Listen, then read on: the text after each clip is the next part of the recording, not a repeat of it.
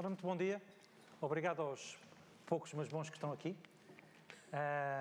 Como isto se pretende uma sessão interativa e uma sessão onde é sobretudo para vocês e para vos ouvir e para nós tentarmos dar aqui umas pistas e se calhar descontrolarmos a coisa, vamos começar já a descontrolar mesmo. Eu vou pedir a todos para se porem em pé. Toda a gente em pé. Toda a gente em pé. Braços no ar. Energia. Muito bem. Ora, energia já temos. Energia já temos. Pessoas vão continuar a chegar. Vamos a isto. O meu nome é Paulo Simões, sou sócio da Egon Zehnder.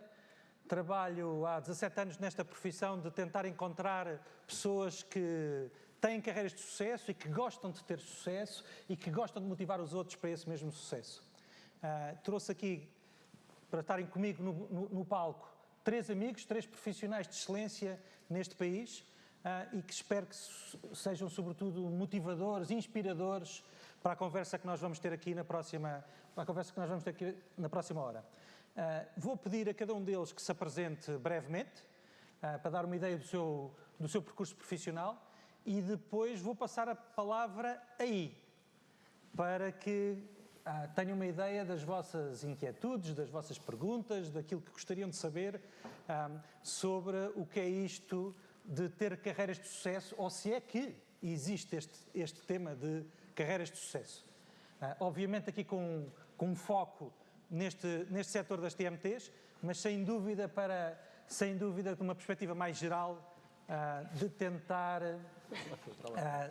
tentar abanar alguns espíritos que possa haver nesta plateia. Os amigos que eu tenho aqui ao meu lado, do vosso lado direito para a esquerda, são a Dionísia. A Dionísia tem uma carreira que ela vai apresentar, mas uma carreira interessantíssima que passa por 2 setores, passa por vários países e, portanto, aqui vamos estar muito interessados em perceber como é que alguém passa de um setor para outro, o que é que isso significa, o que é isto de ser mulher no mundo de homens e o que é que isso te deu do ponto de vista de motivação e de temas para levar para a frente. Temos o Miguel fez uma carreira de banca. A seguir passa uns tempos na Microsoft e depois decide formar a sua própria empresa. Portanto, aqui temos o tema dos entrepreneurs, não é? O que é alguém que faz de corporate, que chega a Chief Administration Officer do BCP nos Estados Unidos, e de repente há um dia que diz, não, eu agora quero fazer a minha coisa. O que é que isso significa? E, sobretudo, para a plateia também dar umas ideias do que é que isto pode inquietar algumas das pessoas que estão aqui à nossa frente. Finalmente o Nuno, hoje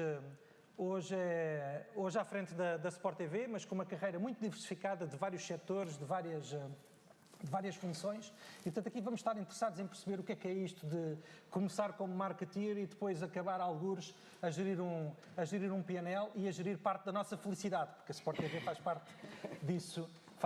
Isso é um tema tabu hoje aqui. Não vamos falar de Champions League. Lá chegaremos. Há pontos em comuns destas pessoas que estão aqui à vossa frente. Para além do facto de terem uma carreira de sucesso, são também pessoas que viveram mais ou menos intensamente fora de Portugal. São pessoas, todas elas, que inovaram. Temos aqui a pessoa que trouxe para Portugal o Correio Verde, temos aqui a pessoa que trouxe para Portugal o ativo Banco 7, o primeiro banco à série digital, e temos aqui a pessoa que criou uma nova categoria em produtos de consumo, e certamente o Nuno também vai falar sobre isso. Portanto, há aqui alguns pontos de comuns, há outros pontos que não são comuns, e eu vou pedir, mais uma vez, Dionísia, Miguel e Nuno, aquilo que vos pedi antes, que é, por favor, discordemos uns com os outros, está bem? Discordemos muito ou pouco? Muito. Então vamos lá. Dionísia, vamos, força, dá-me ideia então do teu percurso. Bom, para já, bom dia a todos, muito obrigado à PDC pelo convite, em especial ao Paulo pelo desafio que me fez. Eu diria que não é uma carreira já tão pequena quanto isso, não é? Eu dei para mim, quando tu me fizeste este desafio, fazer as contas, e eu faço 30 anos de trabalho em setembro deste ano. Ou fiz, ou acho que já fiz. Portanto, mas comecei por me licenciar em gestão de empresas, e isto porquê? Porque achei que era talvez a formação que me dava, que era mais abrangente para aquilo que eu queria, como eu não sabia muito bem o que queria nessa altura, se era mais uma função financeira, se era mais uma função comercial. Acabei por tirar o curso em julho e em setembro de 1989, comecei a trabalhar. Bom, comecei na banca, comecei mais propriamente no Barclays. Depois do Barclays criaram um projeto, era o início do Barclays em Portugal, como banca comercial, até aí que só existia como escritório de representação. Fiz parte do projeto, e aí teve em Portugal e em Espanha, do projeto da fundação do Banco Comercial em Portugal. Fui diretora da agência, comecei por liderar uma equipa de 4 pessoas. Passei para o Banco Mel, fui convidada para ir para o Banco Mel, fiz o mesmo trabalho, o mesmo percurso, o início de projeto de lançamento do banco, como depois da compra da Sociedade Financeira Portuguesa, do início do projeto, e acabei por abrir também, no fundo, aquilo que foi a primeira agência, e aí passei a liderar 12 pessoas. E que eu diria que liderar, não há muita diferença entre liderar 12, 100, ou 200 ou 2000, ou muitas mais, como vamos ver à frente. Eu acho que a diferença está mesmo no nosso ADN. Mas diria eu que depois do Banco Mel fui desafiada sim. Acabei por ir para Londres 2 anos e meio, onde trabalhei num escritório de representação da Império e em paralelo a iniciar o projeto, aquilo que era o projeto do início do escritório de representação do Banco Mel em Londres, onde estive 2 anos e meio e fui desafiada para vir novamente para Portugal, para a diretora comercial, após a compra do banco. O Banco Mel tinha acabado de comprar a União de Bancos Portugueses, que era a junção de 3 bancos conhecidos na praça, como alguns de vocês saberão, outros acho que não, acho que já não, não, acho que não, mas diria eu aceitei, fui a primeira mulher diretora comercial no Banco Mel e fui substituir um senhor com 65 anos, e diria que esses 4 anos, que não chegaram bem a 4 anos, em que se fez, de facto, em que fui diretora comercial das poucas agências que eram Banco Mel e daquilo que era a União de Bancos Portugueses e de uma zona geográfica que incluía Lisboa e fora de Lisboa, aprendi muita coisa, foi muito enriquecedor, nomeadamente porque a diferença, o relacionamento interpessoal era muito diferente. As pessoas olhavam para mim, se vocês, passando a expressão, como se eu fosse uma miúda, e eu conversava com as pessoas, e o meu objetivo principal nos 2 primeiros anos era, de facto, que as pessoas aceitassem a reforma, estavam quase todas em idade de reforma, e acho que consegui desafiar-me a mim e desafiá-los a eles a pensar na vida para além daquilo que tinha sido a vida deles de bancários de 40, 45 anos para trás. Daí, aí, não fui convidada para ir para lado nenhum, foi de facto o BCP que comprou o Banco Mel e fui a primeira diretora comercial a ser integrada no Banco Mel. Era também a primeira mulher, fiz a chamada formação de integração, que eu penso que o Miguel também terá feito. E lembro-me de olhar à volta e aquilo era só homens e não é fácil, não é? Eu pensava assim, isto só com homens, não sei como é que isto vai ser. Mas não deve ser muito diferente do que liderar mulheres. Pensei eu. Não é muito diferente. Eu acho que liderar homens ou liderar mulheres não é muito diferente. Eu, sendo mulher, penso que consigo, é quase instintivo, perceber melhor como é que as mulheres pensam e acho que, de facto, isso ajuda a liderá-las. Liderar, nunca senti, talvez seja um privilégio, mas é assim, nunca senti grande diferença entre liderar homens e liderar mulheres. E tenho aqui também uma coisa que posso confessar e que não tenho qualquer estigma com isso, que é, eu prefiro trabalhar com homens do que com mulheres. E, portanto, acho que é mais fácil trabalhar com homens do que com mulheres.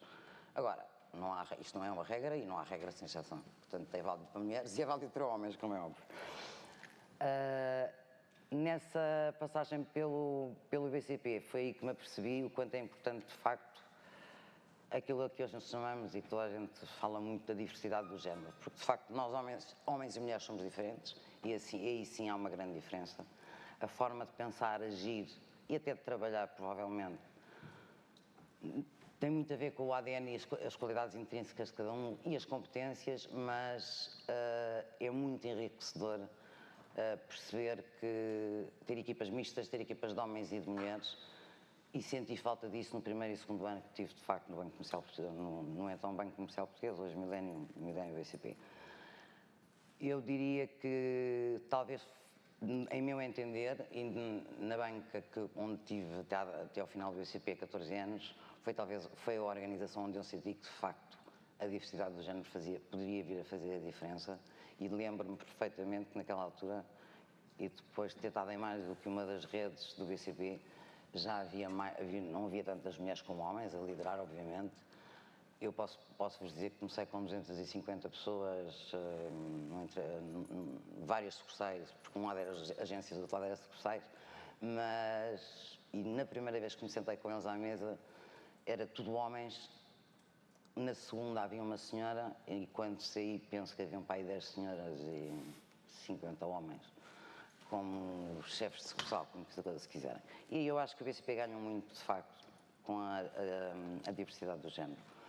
Bom, estava então no BCP, porque se eu não me disser isto, o Paulo vai me perguntar, e achei que provavelmente teria muito que aprender, mas aquela função já não me desafiava muito. E, portanto, aceitei o desafio de ir liderar uma equipa que tinha 1.100 pontos de venda, que eu não sabia qual era, que era completamente diferente daquilo que eu tinha feito até aí, não era financeira, era ligada aos serviços, mas não financeira.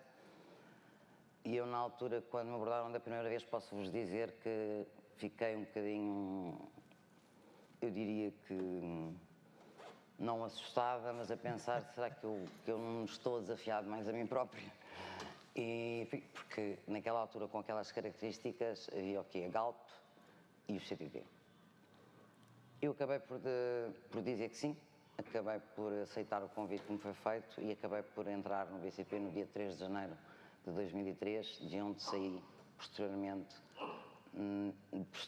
em 2007, logo no início, finais de 2006, início de 2007. Qual foi o desafio? O desafio aqui foi um desafio a mim própria, foi sair da minha zona de conforto, que é um conselho que dou para já a todos nós, a todos vocês que estão aqui. Foi sair completamente daquilo que nós podemos chamar que era a minha praia, sair de um mundo completamente fechado e de empresas que eu só tinha trabalhado em bancos privados e, portanto, para um mundo completamente diferente, que era uma empresa pública, com tudo o que tem de bom e tem de mau, e eu acho que tinha na altura e tem no momento presente, provavelmente, embora sejam cada vez menos, mas foi de facto uma empresa que, apesar de ser constituída por um número de pessoas imenso, como todos vocês sabem, eu tinha na altura a corresponsabilidade por tudo o que era a rede de lojas,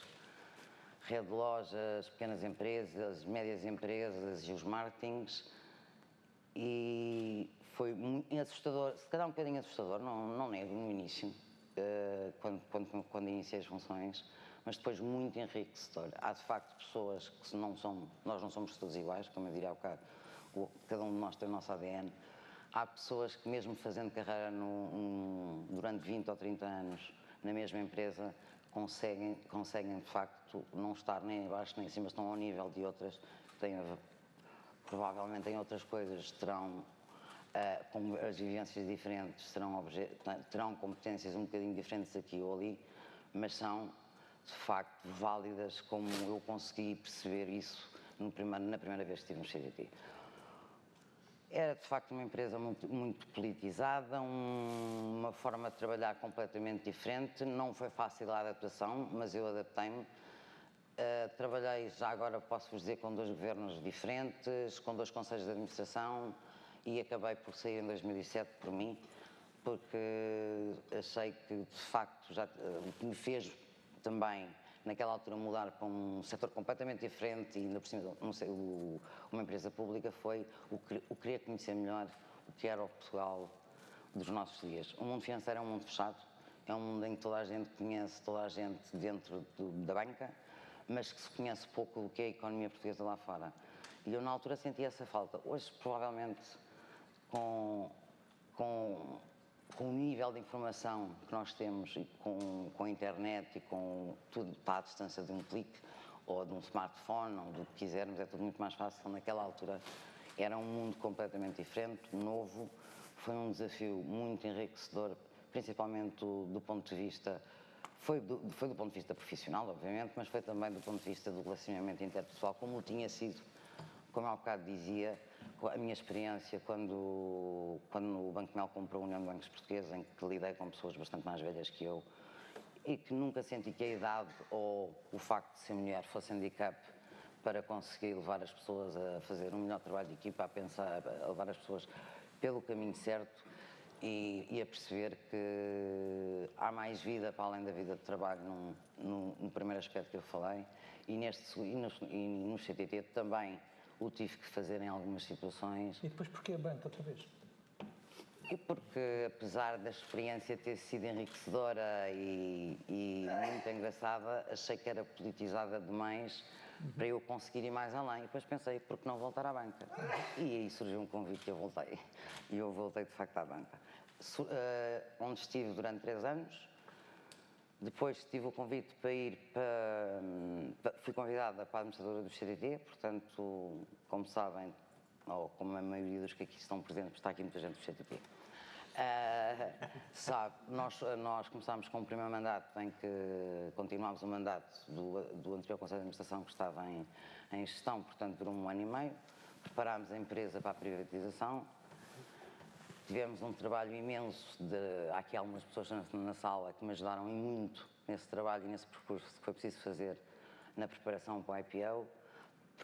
Trabalhámos em 2 cenários de privatização, M&A e IPO, paralelos, para que o Governo pudesse decidir. Fizemos o IPO, foi o IPO, como vocês sabem, que foi para a frente, e estou hoje no meu 3º mandato.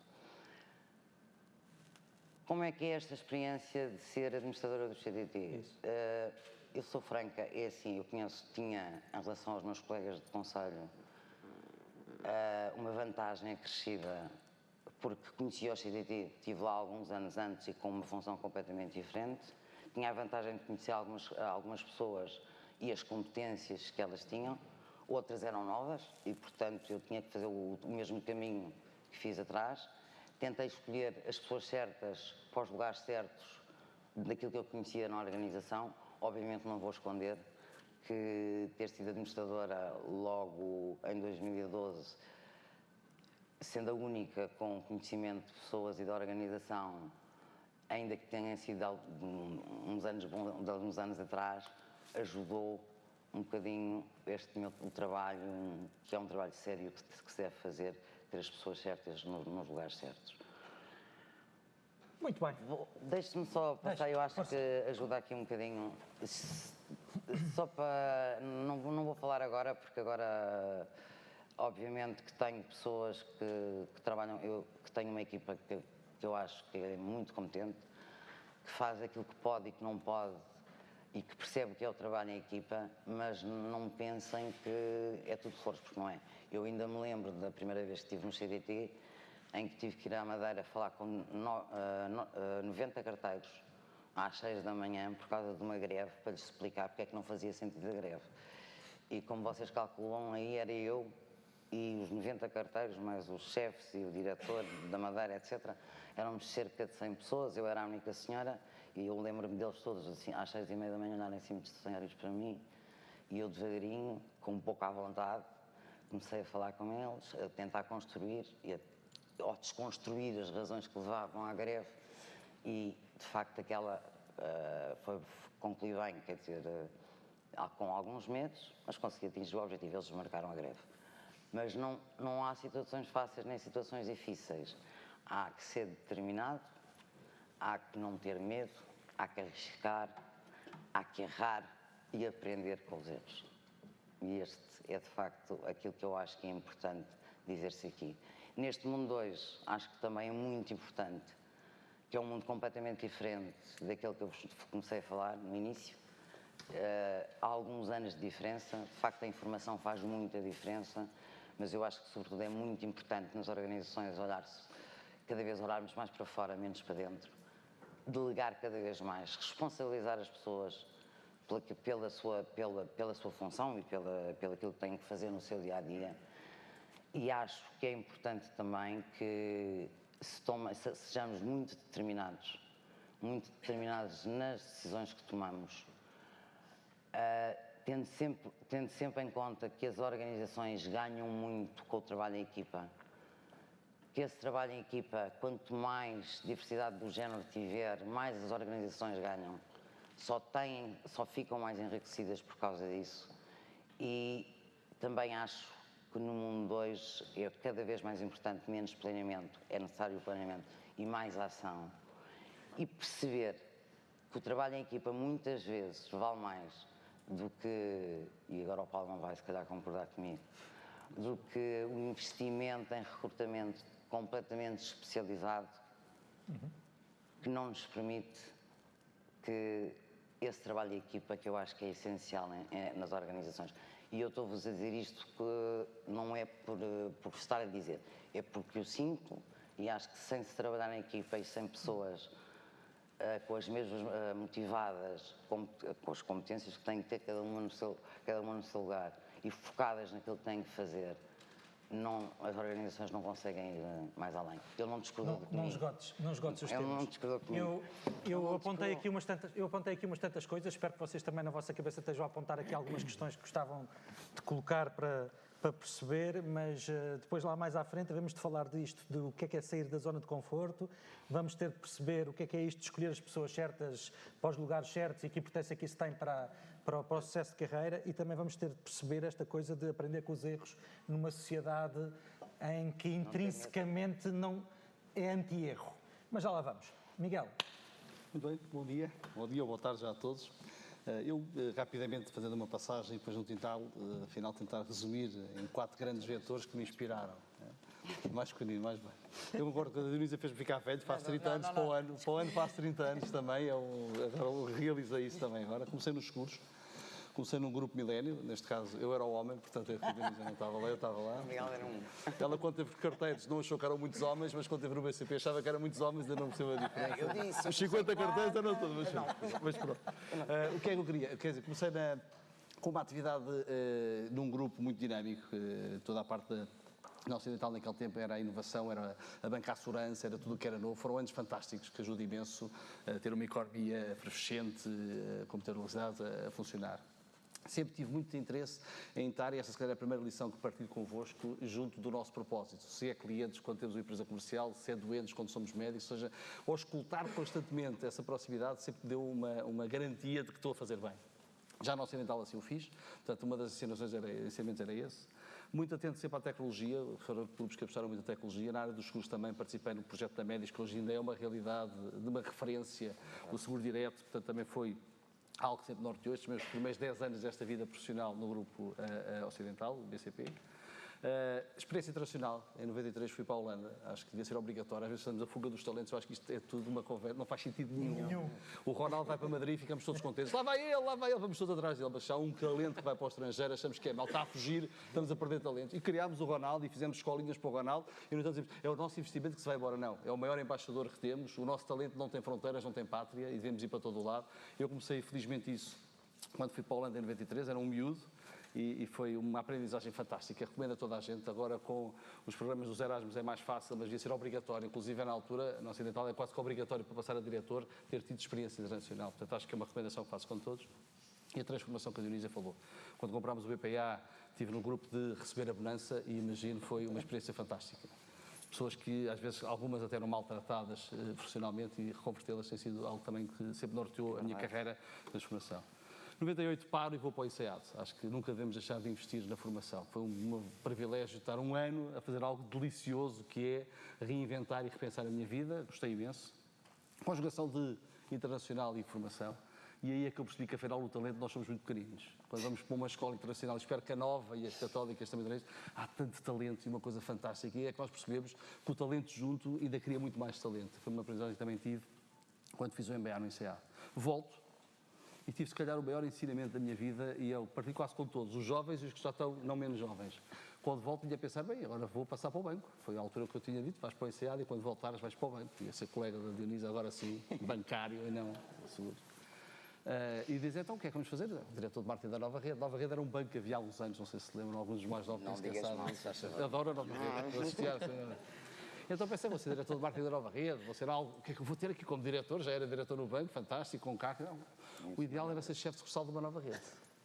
Foi aí que eu percebi que esta coisa do overqualified ou do overpaid é uma falácia. Nós só temos somos bem pagos, trabalhar 4 vezes mais e entregar 4 vezes mais depressa. E então já podemos ganhar 8 vezes mais. Portanto, não há este conceito de overpaid. Adorei ter estado. E para mim foi um ensinamento ainda maior. Porquê? Porque eu tinha feito isto nos seguros. Tinha estado no telemarketing dos seguros 10 anos antes. Quando volto e Mas vou foi para... pela humildade? Não foi por humildade, foi por desafio. E foi quando eu percebi o privilégio que eu tive de poder refazer uma vida sem ter que provar a ninguém que era diretor. Começar a dizer, não, como chefe de sucursal vais atender clientes.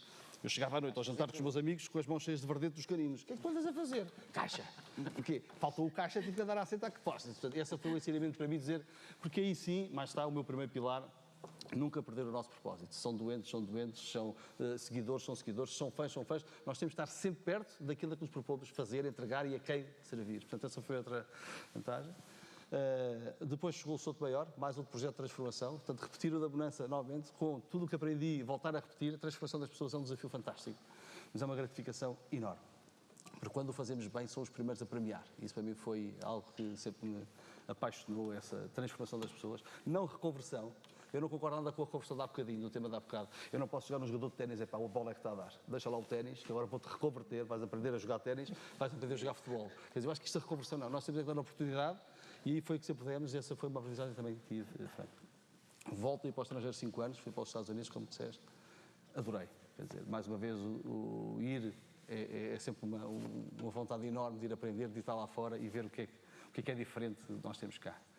Volto para a área de inovação do milénio e tenho a oportunidade de lançar o Active Bank, esta versão digital, e agregar tudo isto, que é o que eu acredito que com a tecnologia e com o enfoque no cliente, se não mudamos nós, alguém muda, se não são os nossos concorrentes, há de ser outro player que vem, e se não temos essa atenção à tecnologia, à inovação, morremos.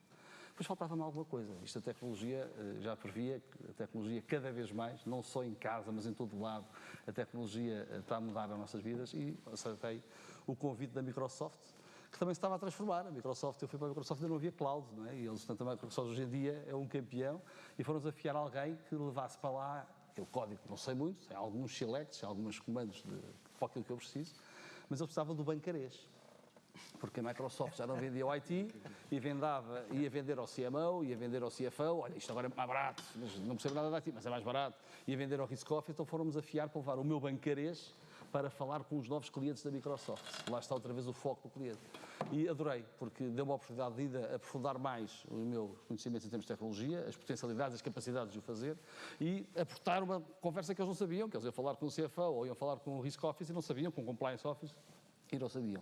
Foram 3 anos muito giros, muito fantásticos, e me complementou esta parte da tecnologia. E pronto, tinha tudo. Tinha a experiência financeira de cliente, tinha a tecnologia, tinha que lançar o meu próprio negócio. Foi isso que eu fiz. A Ubai, que está agora a crescer, é um desafio enorme, é muito mais fácil quando temos a conta e os pagamentos e a linha de crédito lá todos os meses, podemos ir de férias e voltar, versus o empreendedor, empresários e todos os que assumem esse risco. Tem sido também uma experiência fantástica, mas partilho isso. 4 coisas que eu gostaria de partilhar com a audiência, com a plateia. O foco no cliente, sempre próximo ao cliente, sempre. Não vale a pena. E este cliente não é o que nos compra. Pode ser o utente, pode ser o follower, portanto não é esse. Portanto, é a quem é que nós servimos o nosso propósito. Todo o tema da tecnologia são forças que alguém faz. E temos de estar sempre nós à procura de como é que fazemos o que fazemos de maneira diferente e mais acelerada. A transformação, pensarmos sempre como é que podemos... E isto é pequenino demais, o talento não tem pátria. Não é? Nós não podemos dizer que o talento é algo que reside aqui, vamos atrair talento. Não, o talento não tem pátria, portanto, é o talento que vier. E achamos que esta parte estamos disponíveis para ir. Não é? Nós há 500 ou 600 anos íamos para a Índia, não é?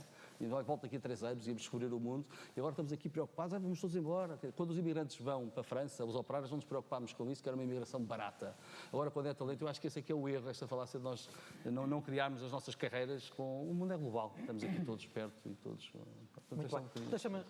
Já agora não resisto a fazer aqui um comentário. Eu gosto muito de história e nós tivemos uma pessoa na nossa história que foi brutal do ponto de vista de gestão de talento e que é hoje em dia sublinhado em universidades como Harvard, que é o Príncipe Henry the Navigator.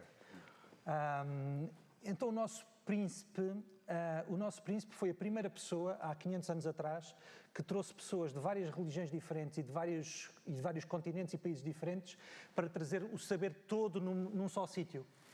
E isso que nós falamos hoje, então, do talento que sai, do que entra, há 500 anos atrás nós tivemos um príncipe português que entendeu pela primeira vez no mundo a importância de trazer cartógrafos daquilo que é hoje a Tunísia, pilotos daquilo que é hoje Génova, matemáticos daquilo que é hoje a Holanda, matemáticos judeus, e de trazer pessoas das 3 principais religiões monoteístas para este país e, com base nesse saber, conseguir construir aquilo que foi depois o período das descobertas. E não deixa de ser interessante pensarmos nas descobertas nesta perspectiva de talento, nesta perspectiva de pessoas que foram pela primeira vez colocadas num único ponto e a partir daí conseguiram construir aquilo que construíram.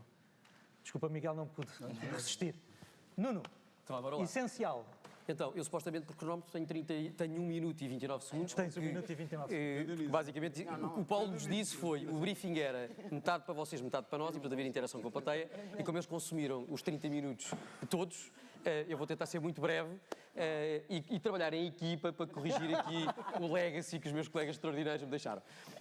A primeira credencial para o painel é que eu sou cliente destes senhores todos. Portanto, eu contrato talento através da Egan Zender, eu uso muito os serviços CTT e sou cliente. Este senhor tem a única plataforma em Portugal que interage com as boxes dos operadores de telecomunicações e a Sport TV é cliente da Ubai também nas plataformas dos operadores. E, portanto, o que mostra que eles efetivamente têm sucesso no mercado. Vou tentar então mudar aqui um bocadinho o meu discurso, porque eu tinha um discurso muito parecido com o Dionísio e com o Miguel e, portanto, acho que já não aproveita, primeiro, pelo tempo que tenho e depois porque acho que eles têm uma experiência tão ou mais rica que a minha e, portanto, se calhar, colocar a tónica numa vertente mais pessoal. Alguns beliefs. Primeiro belief, eu acredito que nós somos, de um ponto de vista de carreira e de profissão, aquilo que nós somos quando nascemos e no berço onde nascemos. E, portanto, eu nasço numa família muito politizada. A minha mãe é casada com o meu pai, em que um era filho de um general de Salazar e a minha mãe era filha de um coronel anti-regime, ambos presos em momentos diferentes no tempo, politicamente. E, portanto, uma família que desde cedo tinha muito conflito e muita resiliência em casa para que as coisas corressem bem. Ao contrário da Dionísio, eu tinha muito claro o que é que eu queria fazer na vida e muito cedo aprendi que os sonhos vão-se construindo e que tipicamente os sonhos que nós próprios fabricamos e construímos, efetivamente, raramente acontecem, porque é preciso estar no sítio certo à hora certa. O que é que era o sonho? Eu sempre fiz muito desporto, era família militar, de ambos os lados, portanto eu queria ser piloto da Força Aérea. E fiz tudo para ser piloto da Força Aérea e estava convicto, como normalmente na minha vida, que eu planeio com tempo e com os recursos necessários, que obviamente ia acontecer. A única coisa que eu me esqueci é que há coisas que nós não planeamos na vida, nomeadamente uma dioptria, que Deus Nosso Senhor me resolveu meter meia dioptria num olho, e portanto eu quando tento entrar na Força Aérea, chumbo categoricamente, portanto, na altura, hoje isso não é um tema, na altura era um tema, portanto chumbo categoricamente e sou afastado da Força Aérea. Quando sou afastado da Força Aérea, coloca-se a questão, o que é que vou fazer? Direito à gestão, e a escolha foi muito fácil, ir atrás dos meus amigos. Portanto, foi só isto, foi ir atrás dos meus amigos. Portanto, onde estava o meu grupo de amigos, eu tinha muito jeito para as duas coisas, toda a gente dizia que eu teria muito jeito para direito e que teria muito jeito para gestão da empresa ou economia, e portanto, havendo aqui um equilíbrio, aprendi com os meus amigos para gestão. E portanto eu fui para gestão, escolhi a faculdade também de uma forma muito fácil, eu tinha boa média e escolhi aquela onde era mais fácil de entrar e os exames de acesso eram mais fáceis de entrar para poder continuar a fazer cycling e bodyboard e surf à tarde na praia. E a minha carreira começa, e mais uma vez, esta tónica é importante, porque eu começo a trabalhar em 1997, portanto já percebi pelas décadas que eles dizem que já trabalham, eu sou o mais novo do painel. Não resisti a dizer. E portanto eu estou a trabalhar há 20 anos, sensivelmente, e mais uma vez acredito que, tal como eu vos disse, que as coisas mais importantes que eu aprendi na vida, eu aprendi no colo do meu avô, no colo dos meus pais e no jardim de infância com os meus professores, que ainda me lembro bem de todos eles. Na profissão é exatamente a mesma coisa, ou seja, eu não seria o profissional que eu sou se eu em 1997, no dia exato que eu me lembro, quando entrei nos primeiros escritórios da Procter & Gamble, ou antes tinha entrado no Millennium BCP. Portanto, trabalhei enquanto estudava no Millennium BCP e depois entrei na Procter. Como há aqui pessoas ex-Googles na sala, eu tenho que dizer que na altura ser Procter & Gamble era uma coisa que fazia as pessoas na sala dizerem pronto, e hoje já não. Mas para quem não se recorda, o domínio Google foi registado quando eu comecei a trabalhar, 15 de setembro de 1997. E, portanto, nesse dia eu começo a trabalhar na Procter & Gamble, que era considerada uma das 3 maiores empresas do mundo, independentemente do setor, e o Google estava a registrar o seu domínio pela primeira vez e entra depois comercialmente em 98. Procter & Gamble durante 5 anos, pronto, e aqui começa a minha história. Portanto, eu entro na Procter na altura em que a Procter, a McKinsey e mais 3 ou 4 big brands no mundo eram aquilo que são hoje a Apple, a Microsoft, a Google. E passado 10 anos eu hoje tenho muito mais dificuldade em obviamente, explicar o extraordinário que é o meu currículo, porque obviamente as pessoas estavam à espera que eu dissesse Google, Apple ou Microsoft. Mas a tecnologia não tinha esse impacto, não é? A tecnologia não tinha ainda esse impacto na nossa vida. Ao fim de 5 anos de estar na Procter & Gamble, fazer uma carreira espetacular, sou convidado para ir para gerir uma marca na Western Europe, tinha que viver na Suíça, tinha acabado de me casar e a minha mulher diz-me, na Suíça há o lago, e eventualmente fazer ski ao fim de semana. E eu não vou para a Suíça. E, portanto, na altura coloca-se a minha primeira decisão difícil de vida, que era, e eu acredito muito nisto, nós não podemos ser felizes na carreira, porque a vida é um todo, e, portanto, essa história de separar a vida profissional da vida pessoal, isso não existe, a vida é a vida, e, portanto, não se fazem breaks no relógio, e, portanto, ou somos felizes como um todo, ou não somos felizes como um todo. Essa história de somos felizes no escritório, mas não em casa, ou felizes em casa, mas no escritório a coisa não dá, isso é completamente utópico, isso não existe. E, portanto, para mim foi muito claro que, na altura, a Procter continuava a ser, e eu estou a falar-vos 5 anos depois, portanto, em 2001, 2002, a Procter continuava a ser uma big brand no mundo. Sair da Procter era uma decisão muito difícil, porque a Procter não deixava quem saísse nunca mais voltar. Esse era o mecanismo de retenção da P&G. Toda a gente sabia que once you're off forever. E, portanto, nós nunca poderíamos voltar a entrar na P&G. E eu tive de tomar a decisão. Portanto, calma a decisão. E aí começa a minha aventura pelo mundo, onde, de repente, me apercebo que poderia haver muito valor, e hoje continuo a acreditar muito nisto, muito valor na não especialização. Portanto, eu sou gestor, e a coisa mais valiosa, e hoje isto é ainda mais importante num mundo que foi avassalador do ponto de vista tecnológico nos últimos anos, em que eu poderia correr o risco de estar absolutamente obsoleto naquilo que fazia, e portanto eu já trabalhei praticamente em todos os setores, falta-me talvez saúde, quer dizer, já trabalhei em banca, já trabalhei em telecomunicações, já trabalhei em grande consumo, já trabalhei em arquitetura e construção, já trabalhei em provisão, acho que já trabalhei em praticamente tudo. Vou para telecomunicações, vou para o líder de mercado na altura, TMN, que horror, até custa dizer que já não existe, portanto, atual Mel, Altice. Depois fui para uma startup, na altura já era fashion ser startup, não como agora, mas já era fashion ser startup. Fomos para a Honeyway, que era suposto ser o 4º operador de telecomunicações, que acaba comprado pelos incumbentes, pela Ótimos, pela TMN e pela Vodafone na altura. Daí acontece o 11 de setembro nos Estados Unidos, quando acontece o Ground Zero, o que acontece aqui em Portugal e no mundo inteiro, há um problema grave de escassez de emprego. Vou trabalhar para Londres, em Londres trabalho nos escritórios centrais para a Europa da MTV Networks, da Viacom. Daí sou convidado pelo António Pires de Lima para vir para a Compal. Depois da Compal, vivi um ano e meio só... Já lá vou. Quando venho da Compal para Portugal, venho ganhar metade do que ganhava. Como imaginam, quando eu vou para Londres, vou sozinho, não levo a minha mulher, estamos à espera do nosso primeiro filho, que para nós era um milagre, porque eu e a minha mulher temos 5 filhos, mas supostamente não podemos ter filhos. Isto é uma história depois para o coffee break. Faz parte dos meus casos de sucesso. Mas, e nós somos os dois categoricamente inférteis e temos 5 filhos. Portanto, os médicos dizem que é um milagre. Portanto, para quem não é católico na sala, eu tenho 5 milagres em casa que se tocam, portanto, quem quiser lá ir ver. Venho para a Compal ganhar metade por isto, não é? Quer dizer, eu tinha ido para Londres, em Londres obviamente os níveis de retribuição são elevadíssimos, eu tinha feito um sacrifício pessoal grande também, portanto fiz uma boa negociação contratual. Quando o António Pires Lima e o José Jordão me convidam para vir para encabeçar o Gabinete de Inovação da Compal, numa empresa que tinha nos últimos 10, 12 anos multiplicado por 10 a sua receita bruta, eles olhavam para cima e viam um teto, não conseguiam crescer e deram uma coqueluche da empresa. Tens um Gabinete de Inovação, tens uma folha em branco, diz-nos o que é que nós vamos fazer. E foi aí que nasce o Compal Essencial, que muitos de vocês se calhar nem sequer sabem porque é que nasce, mas acima de tudo nasce porque a Compal não conseguia entrar numa ocasião de consumo que vocês não deixavam aos seus consumidores, que era o pequeno almoço, não é? O pequeno almoço eram laticínios, era Danone, acima de tudo. Portanto, a Compal, quando queria isto, nós estrategicamente o que queríamos era destronar a ocasião de consumo dedicada aos laticínios, que era o pequeno almoço. E o Compal Essencial, ao fim de 2 anos, penetrou em 1/3 dos lares portugueses, uma coisa que a Danone demorou 12 anos a conseguir em Portugal. Portanto, multiplicámos por mais 30% o revenue da Compal só com o Compal Essencial, e depois na venda do consórcio à Caixa Geral de Depósitos e Assomóveis foi um dos grandes ativos que teve um grande peso ponderado na venda. E no due diligence, bem, eu acabo a Compal e saio. E ao longo do meu currículo, vocês depois, quem tiver curiosidade, se quiser ver, eu tenho tipicamente percursos limitados no tempo nas empresas onde estou. E porquê? Porque eu não acredito, e isto é uma coisa que provavelmente os meus colegas todos vão sempre concordar porque é politicamente correto, mas a mexerem-se um bocadinho na cadeira, eu não acredito que a pessoa deva permanecer nos lugares que ocupa quando uma das duas coisas acontece. Ou quando já não acredita no desafio, portanto o desafio torna-se absolutamente impossível, matematicamente impossível. ok? Ou quando, de alguma maneira, a nossa posição na empresa não tem capacidade de operar essa mudança. E, portanto, quando isso acontece, está na hora de sair. E está mesmo na hora de sair. E aquela conversa de que, mas eu não tenho alternativa, a alternativa encontra-se e arranja-se, é uma questão de tempo e planeamento, como tudo na vida. E, portanto, eu não acredito em pessoas que vão permanecendo na função à espera que isto um dia mude, porque isto não muda. É como aquela coisa quando nós temos aquela namorada, queremos mesmo casar, mas ela tem aquele defeito. Mas nós depois casamos e aquilo muda, aquilo nunca muda, só piora. Só piora. Porque quem é casado aqui sabe isso, não é? Os defeitos do início estão todos cada vez pior todos os dias. E nas empresas é exatamente a mesma coisa. Tudo o que está lá hoje de mau só piora, porque vocês depois têm um inside information que é sempre 10 vezes pior do que se viu quando se viu de fora.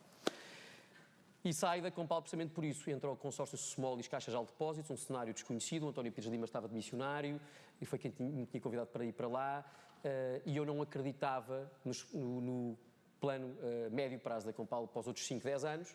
Pelo menos não acreditava naquilo que era a minha função, que era voltar a operar transformação e change management. E, portanto, saio, sou convidado pelo Alberto da Ponte e pelo Nuno Teles para ir para a Central de Cervejas.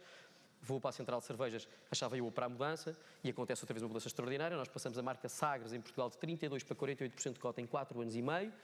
Eu, especialmente nas minhas unidades de negócio, dupliquei o EBITDA da marca Luso em 2 anos. Uma marca que, quando eu cheguei, o acionista queria vender, porque dizia isto não é rentável. Cerveja é o nosso negócio core, é a nossa coqueluche, e as águas tratem lá disto, limpem-lhe o pó e vendam. Okay? E hoje é um negócio saudável. Inventámos categorias também mundialmente inovadoras, como a água que ajudava a emagrecer, as formas de uso.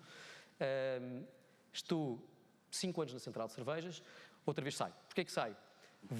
Somos comprados, eu entro num acionista que era Scottish e Newcastle, apanho a transição para um novo acionista que era Heineken, acabo por ocupar algumas funções na Western Europe e no próprio acionista em Amsterdão, e fecha-se um ciclo. E é fundamental, eu tive esta conversa na altura com o Alberto da Ponte, que já morreu, para quem conheceu, e em que estávamos os dois com uma certa pena de nos despedirmos, mas é preciso ter a conversa séria, adulta e madura, outra vez como nos casamentos, nos namoros, no que quiserem na vossa vida pessoal, de ter claro que se fecha um ciclo. E quando o ciclo se fecha, não vale a pena fingir que o ciclo não se fechou. O ciclo fecha-se. E quando o ciclo se fecha, está na altura de move on. Portanto, eu na altura tive muita pena, porque o Alberto da Ponte, curiosamente, o que eu pensava, que é multinacional P&G, porque tinha tudo pensado há 110 anos, que tinha os mecanismos e os processos todos muito estruturados, me ensinaria sempre mais do que qualquer outra pessoa. E o Alberto da Ponte, como líder, ensinou-me em 5 anos o que eu não aprenderia numa P&G em 30. Portanto, tirou-me o cabelo todo que eu hoje já não tenho aqui, como vocês veem, mas foi das experiências mais ricas da minha vida profissional. Mas fechou-se um ciclo e, portanto, na altura, nós já tínhamos feito aquilo que tínhamos que fazer na Sagres e na marca Luso, tínhamos vendido a marca Joy, que era um ativo para alinar, tínhamos duplicado a EBITDA da marca Luso, que tínhamos que duplicar, e tínhamos solidificado e sustentabilizado uma cota de mercado que ainda hoje opera neste nível. Portanto, hoje a marca Sagres opera com níveis de dignidade com a Superboc, ambas oscilam entre os 46% e os 48% de cota, quando na altura a decalagem era de 48% para 32% e o resto era ocupado pelo mercado marginal de outro tipo de marcas. E quando se fecha um ciclo, eu abro um outro ciclo, sou novamente convidado para ir para uma empresa que na altura era uma empresa pequenina, que precisava muito de uma pessoa como eu, que eu achava que ia tirar um ano sabático, mas não tirei nada porque eles precisavam realmente muito de mim, que era a PPG Industries, Dirup em Portugal, Dirup, Bondex, marcas de arquitetura e construção. Aprendi todo um novo setor, uma coisa extraordinária, em que de repente coisas que para mim eram violentamente erradas, de um ponto de vista, por exemplo, comercial, termos que readaptarmos a determinados setores porque ali fazem todo o sentido. Coisas muito concretas, muito operacionais, viagens motivacionais de equipas, etc., de distribuidores, por exemplo, onde eu estava habituado a setores muito profissionalizados e com matrizes de atribuição deste tipo de investimentos muito claras, e de repente chegamos a setores muito borderline, muito desprofissionalizados, e onde temos de repente que fazer um passo atrás e perceber que estamos num setor radicalmente diferente e que há gradientes de transição que têm que acontecer num cronograma diferente. Agora avanço porque já estou a consumir eu muito tempo e, portanto, 2 últimas experiências. Uma experiência extraordinária no Pestana, portanto, tive a sorte extraordinária de trabalhar com um dos grandes empresários portugueses, que é o Dionísio Pestana, hotelaria e turismo, e apanho os grandes anos de ouro do turismo em Portugal. E, portanto, eu era responsável por marketing e vendas a nível global da marca Pestana. Aí o grande ensinamento, porque teria centenas de coisas para vos contar, o grande ensinamento de trabalhar com 2 pessoas do outro mundo, o Dionísio Pestana e depois o José Teotónio, que a meio do nosso mandato como administração sobe a CEO e passa a chefiar a nossa comissão executiva, e portanto contactar de perto com um homem como o Dionísio Pestana, que é filho de 2 pessoas que saíram com 2 malas e 2 chinelos dentro de um barco de imigrantes para a África do Sul e constrói o império que ele construiu. Portanto, só estar ao pequeno almoço e conversar com ele todos os dias, portanto, podem imaginar o privilégio que é. Portanto, 5 anos de um privilégio enorme. E de repente o Paulo Simões vem-me desinquietar há um ano atrás para um desafio que eu não podia recusar. A minha primeira experiência como CEO, eu nunca tinha sido CEO, eu era administrador no Grupo Pestana e reportava um CEO, que era o José Teotónio. Quando eu entrei, reportava duplamente ao Dionísio e ao José Teotónio. Está a ser uma experiência extraordinária, mas muito difícil, porque vocês leem nos jornais, não é? E, portanto, uma experiência difícil num setor que, mais uma vez, me está a tirar muito da zona de conforto. Porquê? Porque as pessoas no futebol e no desporto são absolutamente irracionais e obcecadas. E, portanto, eu não consigo e, portanto, eu não consigo ter uma conversa como eu estava habituado na P&G, com matrizes de variáveis econométricas racionais. E, portanto, isso não existe. E, portanto, há sempre um momento da conversa em que é possível perder a conversa por um argumento que não existe, porque é irracional. Portanto, estou num negócio onde a coisa mais extraordinária que eu tenho, que é o elevadíssimo valor estratégico e monetário que eu tenho. Portanto, a Sport TV tem essa consciência, o setor tem essa consciência. Nós somos o único setor em Portugal, coisa que, aliás, eu aprendi quando cheguei ao setor com o Paulo. Não sei se vocês sabiam isto. O futebol é a única coisa em Portugal que tem a capacidade de operar a mudança nos gráficos de carga da EDP ou da EPAL. Nem o Marcelo Rebelo de Sousa, quando marca discurso à nação, consegue mudar os gráficos de carga elétrica em Portugal. É verdade. Isto é publicidade, é espaço comercial. Isto é verdade. É autorizado fazer espaço. Posso falar da O país paralisa. O país paralisa. Agora, qual é o país paralisa e nota-se no gráfico de consumo da eletricidade em Portugal, o que é uma coisa impressionante. Qual é o problema disto? Como qualquer coisa, tem sempre a parte boa e a parte má. A parte boa somos um setor muito monetizado, em que, efetivamente, o valor estratégico está lá. O Salazar já dizia, o futebol é o ópio do povo. Portanto, toda a gente sabe, quando o povo está distraído com o futebol, é mais fácil o governo governar. Mas porquê é que isto acontece? É mesmo verdade. Mas porquê é que isto acontece? Sei que o António Costa deve andar preocupado, porque isto agora, como está mais difícil com a capilaridade de direitos. Agora, qual é o problema disto? É que isto acontece, neste caso, e especificamente em Portugal, porque somos o país dos 3 Fs, Fátima, Fado e futebol, só acontecem bandeiras nas janelas em dois momentos, quando vem o Papa e quando a seleção joga. Mas porquê? Porque, efetivamente, as pessoas são absolutamente mais do que na religião, fanáticas e obcecadas, e isto confere um valor elevadíssimo ao setor. O mesmo valor que confere, de um ponto de vista económico ou financeiro, confere aqui na matriz SWOT de risco de gestão do negócio. Portanto, a permanente leitura de gestão de risco do negócio é uma coisa absolutamente dramática que espero que vocês não tenham que gerir. Muito bem. Tu falaste aí em vários ensinamentos, várias coisas. Há aqui 3 coisas que me surgem logo. A importância do sonho e da ambição, como gerir isso e como gerir isso ao longo da carreira que vai mudando. A importância da não especialização. Mas afinal é possível ter sucesso e não ter especialização? O que é que isso significa? E finalmente uma coisa muito interessante que tu falaste e que certamente todos aqui estamos de acordo, a importância do líder e do líder com quem trabalhamos.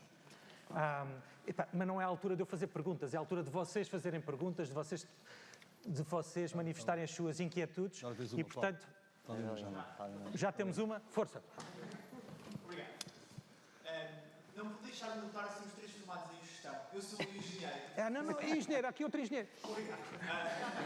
Sou engenheiro, trabalho agora em inteligência artificial. É uma área que é muito técnica, mas também muito negócio, muito estratégica, muito ligada ao marketing. E à medida que eu progredo na carreira, vou começando a ser puxado para o lado negro da gestão. Negro? Estou a brincar com isso.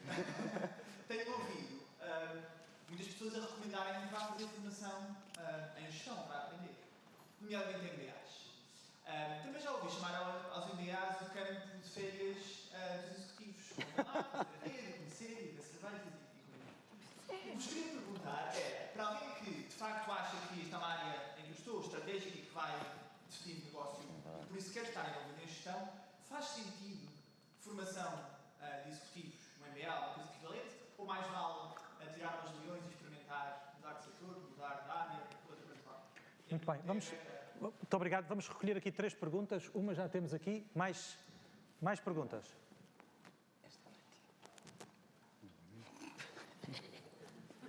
Eu não acredito. Então, come on.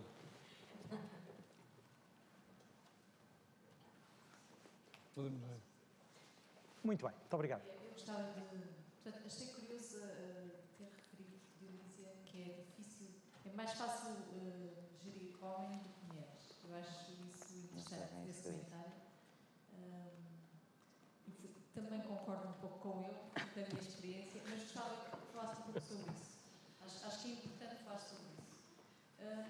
E eu queria perguntar aos 3 exatamente a questão do ponto de mudança, do ciclo. Quando é que nós nos apercebemos realmente que o ciclo se fecha e em que momento das vossas vidas, já percebi que todos tiveram isso de outra forma, uns mais forçados ou não, mas como é que é esse ponto? Muito bem. Mais alguma... Ora, temos aqui mais outra pergunta. Muito obrigado. Já temos 3. Sim, efetivamente temos 3, sim, tens razão. Tecnicamente. E uma pergunta que serve a todos, mas em concretamente como referiu, que é como se gera e qual o poder da frustração na gestão da carreira. Tu tiveste uma frustração muito grande quando não conseguiste entrar na frota aérea. Como é que tu geriste essa frustração? Como é que a transformaste numa motivação extra para continuar o teu percurso? E a mesma pergunta se aplica Muito bem. à Divinity. Fantásticas perguntas, portanto vamos aqui. A primeira é o Dark Side of the Force, a gestão fazer MBA ou não. O segundo, gerir homens versus gerir mulheres. O terceiro, como, e já agora será útil também ver o vosso ponto de vista deste tema de gerir homens versus gerir mulheres. O terceiro, como aperceber o ponto de mudança, aquele ponto onde temos de, e todos realmente passamos por isso. E finalmente o outro, o ponto de gerir a frustração, as frustrações, porque todos temos na nossa carreira. E acho que são 4 perguntas interessantíssimas. Dionísio, queres começar? Posso começar pela que me foi dirigida a mim? Força. Bom, o que me perguntava era porque é que eu dizia que era mais fácil gerir homens que gerir mulheres. Eu acho que eu não disse exatamente isso. O que eu disse foi eu gosto mais de trabalhar com homens do que mulheres. Não acho que seja mais fácil ou mais difícil gerir homens ou gerir mulheres. Acho que é diferente. Acho que as mulheres têm características diferentes dos homens. Eu, como sou, pelo meu ADN, determinada e muito pragmática, portanto, tenho tendência, normalmente os homens também são mais pragmáticos e determinados. As mulheres vacilam mais, têm mais medos, entre aspas, de sair da zona de conforto, e os homens têm mais medos, aparentemente, ou pelo menos deixam transparecer mais. No que diz respeito aos homens, eu acho que eles têm os mesmos medos, mas escondem-nos muito mais. E, portanto, para quem é mulher e percebe isto, é mais fácil gerir homens do que é mais fácil trabalhar com homens, não é mais fácil gerir homens ou mulheres.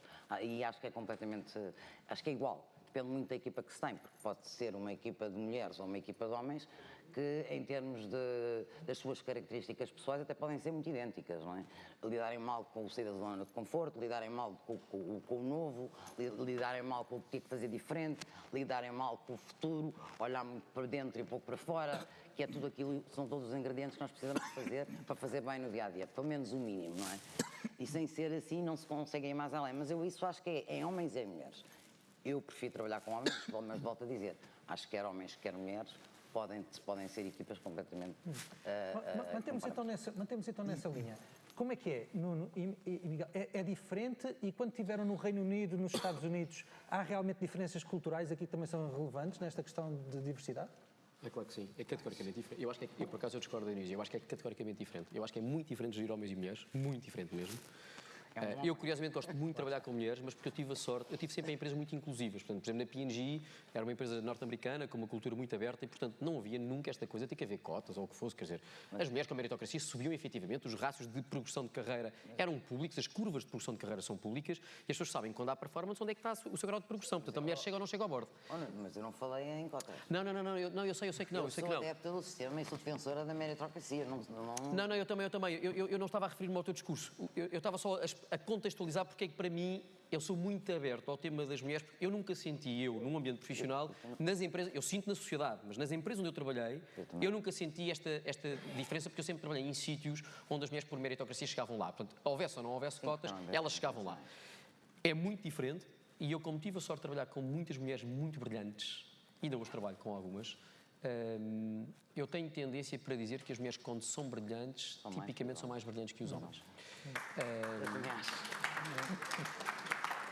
E, portanto, eu curiosamente tenho mais mulheres no meu leque de profissional, agora estou a falar, depois também se calhar nas minhas amizades pessoais, mas tenho mais mulheres em que eu facilmente consigo categorizar no topo do brilhantismo do que os homens. Também se calhar porque há menos mulheres a chegar ao topo, é verdade, e portanto se calhar é-nos mais óbvio.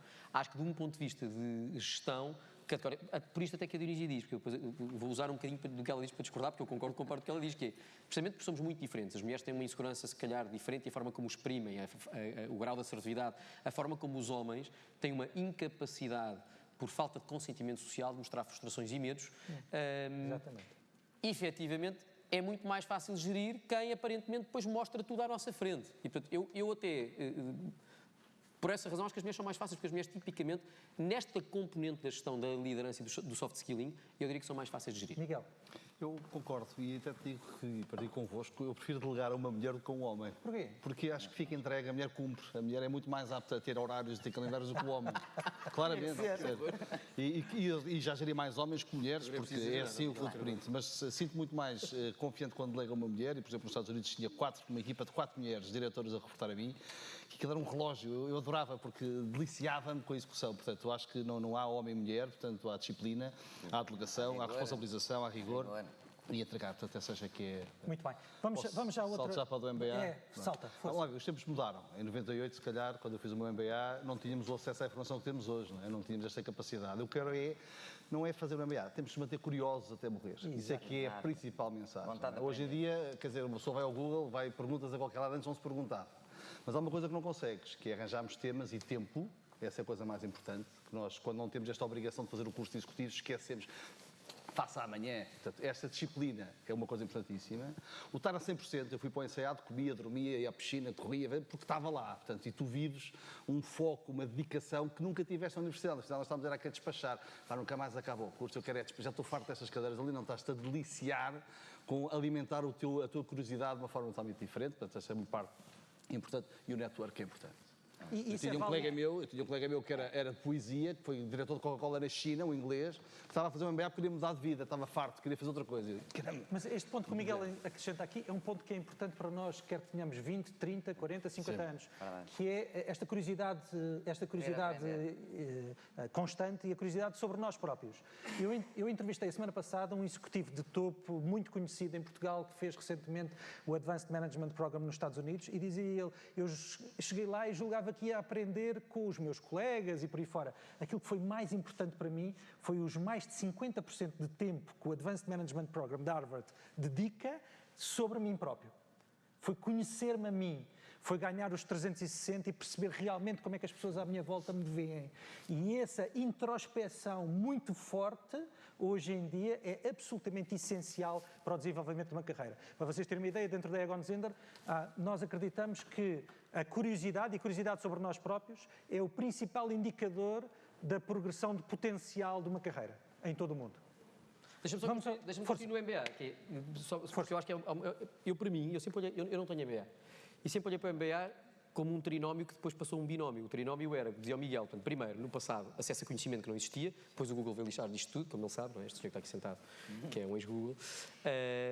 Acesso a conhecimento, isso já não existe, não é? Já não precisas de ter acesso a conhecimento. O segundo, o colocaste fora da tua zona de conforto e numa rede de pessoas que de alguma forma te obrigam a ter que te conhecer melhor a ti próprio e, portanto, de repente, saíres de onde estás habituado a ser avaliado, e estudado e researched e seres colocado fora de todo o teu ecossistema, obriga-te, obviamente, a perceber que há um mundo diferente daquilo que tu estás habituado. E depois o terceiro, e esse mantém-se, é naquilo que são conhecimentos técnicos muito específicos que precisas para a tua função e que precisas de aprofundar. E estes dois mantêm-se. Ou seja, estes dois mantêm-se. Portanto, se de alguma maneira as pessoas estão metidas num setor ou numa área que se sentem absolutamente claustrofobizadas e estão dentro de um escafandro e precisam de saltar fora disto para poder alargar horizontes, o MBA é um excelente ecossistema que nos obriga a sair fora da zona de conforto e a fazer benchmark com o resto do mundo. Segundo, se houver em específico alguma coisa em que nas áreas de formação, que no caso, por exemplo, de engenharia, não se põe, mas pessoas de direito que categoricamente são muito fracas nas áreas de matemática, por exemplo, e que na área da gestão isso é absolutamente vital. E, portanto, há questões muito concretas na gestão que, de um ponto de vista intrínseco de quem fez, por exemplo, direito ou letras, vão ter que aprofundar no MBA e não há volta a dar. Para quem não está neste dilema, nem de ter que sair fora de um ecossistema, nem de aprofundar nada muito técnico que precise para a progressão da sua carreira, acho que, como diz o Miguel, quer dizer, é ir ao Google, planear e fazer. Dionísio, alguma coisa mais para acrescentar ou passamos ao ponto? Podes passar ao ponto, porque eu aqui estou completamente de acordo com o Miguel e com o Nuno. Frustrações. Miguel, que estupidez. Nuno, como é que é isso de lidar com isso durante a vida e sobretudo, pensar que ocorre um bocadinho todos os dias, não é? É tramado. Mas eu vou-vos dizer, eu no meu caso tenho uma receita de sucesso, mas que foi Deus nosso que me deu quando eu nasci, não é? Que é, eu tenho um nível de energia muito alto. Não se nota nada. Não é melhor, não é melhor nem é pior, não é? Há uns que nascem assim e outros nascem de outra maneira. E, portanto, eu nasci assim. E, portanto, eu tenho níveis de energia muito elevados, desde que acordo de manhã até que me deito. E, portanto, eu descobri ao longo dos anos que a única maneira de gerir o que quer que seja, problemas, frustrações, coisas que de repente nós temos a sensação que nos estão a popular o cérebro e a dominar por completo o físico. Portanto, eu já tive frustrações ao ponto de me sentir mal fisicamente. Acho que todos nós que ocupamos lugares cimeiros em organizações, quando temos reuniões acionistas ou conselhos de administração que correm menos bem, já todos passámos pela sensação dos suores frios na casa de banho que se vê nos filmes de Hollywood. E a mim, o que sempre, para mim, o grande segredo do sucesso, tenho que dizer isto como dica, porque eu acho que mesmo quem não tem depois intrinsecamente este DNA, que eu tenho a sorte de ter porque nasci assim, mas que ajuda muito, que é o permanecermos focados e ativos com tarefas concretas operativas. O que é que eu quero dizer com isto? A pior coisa que se pode fazer é o overthinking. O overthinking é péssimo. É óbvio que é importantíssimo fazer uma reflexão profunda sobre a frustração, perceber porque é que chegámos a este nível de ciclo, ok? E depois é preciso saber parar e não deixar que isso domine por completo toda a nossa atividade cerebral e toda a nossa atividade física diária. E a única maneira é, efetivamente, nessa altura, divergir a nossa vida para muito mais interesse e tarefas. E quando falo de tarefas, coisas muito básicas. Correr mais, fazer mais bicicleta, sair mais com os amigos, jantar mais fora, ir mais a festas, estar mais com as nossas equipas no escritório e garantir que mesmo em alturas da nossa vida em que estamos em ciclos muito positivos, em especial nós, que temos funções em que, obviamente, pela função que ocupamos, se calhar estamos cada vez menos com as equipas e estamos muito mais ocupados a desenhar estratégia, etc. Há alturas em que até nisso nós temos que descer. Porque quando a frustração se apodera de nós temos, de facto, de estar rodeados com companhia de pessoas que têm a capacidade permanentemente de nos mostrar que isso não nos pode, não pode apoderar-se de nós. Portanto, não podemos viver sozinhos e não podemos viver focados nisso. Não deixa-me ficar aí. Dionísia, tu és vista dentro da tua organização como modelo. Quer queiras, quer não queiras, és assim que és vista. Que mensagem é que tu gostavas de passar deste ponto de vista de gerir frustrações e como é que se aquilo que falas com o teu filho é diferente daquilo que falas... Tota. Eu posso fazer a pergunta. Tu podes não responder, mas se falas de modo diferente em relação a este tema de gerir frustrações. Bom, desde já dizer, eu estou muito de acordo com aquilo que eu não disse, não é? Eu também sou de uma maneira diferente, mas eu também sou dotada, que tenho aqui no meu ADN uma energia que eu próprio às vezes não consigo percebê-la, ou seja, tenho energia a mais. E, portanto, não preciso dormir muito sequer, mas preciso de a gastar durante o dia. E também dou comigo muitas vezes a pensar, e eu vou quase repeti-lo, mas é verdade, há alturas no mês, e principalmente com as funções que nós temos, em que temos que pensar como é que eu agora vou dizer este mês que as minhas pessoas se esqueceram de ter isto em conta, ou aquilo, ou que fizeram isto menos, ou que se fez isto menos bem, ou que o resultado de facto não é este, por isto, ou justificaram um resultado que é diferente daquilo que estariam à espera. E isto põe-nos a pensar e coloca-nos algumas frustrações que, para gerir, para mim, que tenho muita energia, eu tenho uma forma de gerir, não é? Eu tenho que, ao contrário do Nuno que corre à noite, eu tenho que fazer ginásio de manhã. Tenho que gastar a energia que tenho. Porque senão, de facto, o dia corre menos bem. E tento fazer isto não fazendo, ou seja, não pelo lado negativo, que é, podíamos ter outra forma de fazer isto, era falar com as pessoas com quem trabalhamos e, entre aspas, despejamentos imbagáveis, acreditar as pessoas assim. No mundo de hoje não se compadece com isto, mas é assim, é aquilo que eu dizia no início, é verdade, há que arriscar, há que falhar, há que ter medo, mas há que aprender. E com as frustrações também, é preciso saber explicá-las e é isso que eu faço com o meu filho. Sempre que ele me pergunta, porque quando me pergunta como é que qualquer coisa correu, eu lhe digo, mais ou menos. Mãe, mas é sempre mais ou menos. E eu digo, filho, mas tu já me conheces, é assim, a mãe acha sempre que pode fazer melhor. E isto é que nos leva dia após dia, é o desafio de fazer cada vez melhor. É o desafio de querer vencer, de querer ir mais além e fazer sempre melhor. Porque aquilo que nós já fazemos bem, já todos sabem. Portanto, o Paulo aqui foi simpático e disse que eu era um modelo, mas eu vou errar tanto ou mais do que todos os outros, não é? Portanto, eu acho que o diferente é nós aprendermos com aquilo que erramos e querer sempre fazer melhor e fazer diferente. Umas vezes com mais frustrações, outras vezes com menos frustrações, é verdade, e isto é o dia-a-dia. Mas, de facto, e é isto que eu tento passar para o meu filho, não é? Porque aquilo que eu acho que tenho mais importante, além do meu ADN, que tem que ver com a energia que também o Nuno lhe falava, é de facto a formação que eu tive e que os meus pais me deram. E é isto que eu acho que é importante, é os valores, os princípios e a formação que eu tento passar ao meu filho e explicar-lhe, sim senhor, eu não correu bem, porque é que eu não acho que correu bem, e quando lhe explico, ele pergunta, então, mas afinal correu bem, e eu digo, não, a mãe acha que podia ter feito melhor. É só isso. Passaram 2 minutos, sintam-se desobrigados e, portanto, podem sair, mas vamos continuar com esta conversa que está giríssimo.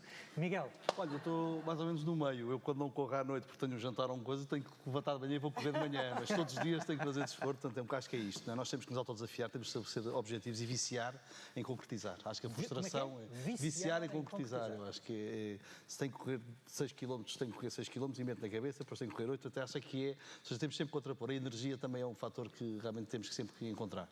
Quem não corre, uma nota de rodapé, quem não corre sabem que há uma correlação matemática efetiva em quem vê mais desporto, pratica mais desporto. Portanto, há uma correlação matemática, quem não acredita, depois mostra-se o research. Mas a taça que é também, e frustrações e é um desafio, e nós também ajudarmos os nossos que reportam a nós a ultrapassar essas frustrações e também ajudá-los a ultrapassar, ajuda-nos também que as nossas frustrações sejam menores e que seja fácil de ultrapassar. Temos havia aqui outro ponto que era como é que nos apercebemos do ponto de mudança. Do fim de ciclo. Do fim de ciclo. Tu já disseste 2 ou 3 coisas, Miguel, queres continuar? Acho que basta estar atento. Eu acho que eu, quando estava no Ativo Banco, era administrador. Estava feliz e contente, tinha todo lugar com o meu nome, café na secretária, que hoje em dia, não é? E achei que tinha que ir à Microsoft. Eu acho que isto é muito próprio, não há um dia, não há um clique. Nós sentimos que o meu dia foi igual a ontem, o meu mês foi igual ao mês anterior, e nós até podemos estar a fazer bem. E eu acho que o Nuno até fala isso. Às vezes é só uma questão de nos reinventarmos, de ver o que é que ainda me falta. Eu ainda não vi de pneus, eu ainda estive muito no serviço, ainda não fiz algo de indústria. Acho que nós próprios temos que interiormente pensar o que é que ainda não fizemos, o que é que gostamos de fazer e ir à procura disso. Acho que é um sinal. Não há uma receita a dizer, olha... Mas é um bom sinal. Se tens a pergunta, quando faz a pergunta... Come on. Quando começas a notar o relógio... Claro, quando faz a pergunta, será que estou num fim de ciclo? Red alert.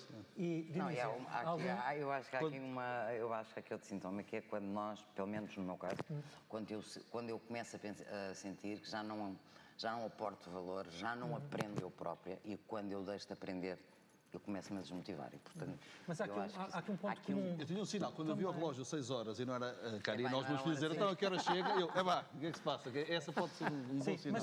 Mas há aqui outro ponto também que está aqui a aparecer, que é um tema de felicidade, não é? Da importância dessa felicidade. Eu costumo dizer, em inglês, porque é mais fácil dizer em inglês, life is too short to be unhappy at work.